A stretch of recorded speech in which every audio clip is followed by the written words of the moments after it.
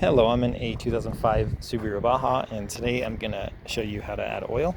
So first you open the hood, and then while the vehicle's off, you'll find your dipstick here, which you'll pull all the way out. And then take a rag or a paper towel to wipe it clean on the end. Then we'll stick this all the way back in, pull it right back out. And then we'll check the end at this point. There's little notches there. So that notch on the left is your full mark, and the dot towards the right is a low mark. So the closer you're to that dot on the right, so there's two dots there. But if you're pretty close to the dot on the right, basically that means you need to add some oil because you're low. Put this all the way back in. Also, you need to add oil while the motor's still off. This is the cap you'd add your oil to. Make sure you're using the proper type of oil, as well as ideally the same synthetic, conventional, and brand you've been using. Better not to mix and match if you can help it.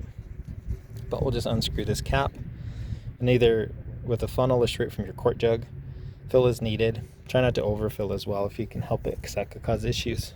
When you're done, screw this back on nice and tight. And at this point, I would start the motor for like 5 seconds or so just to circulate the new oil. Turn it off, and then repeat the process we did in the very beginning with this dipstick to see if we're on that full mark. And I wouldn't do any of this in replacement of regular oil changes, which typically do by putting the vehicle on a slight lift.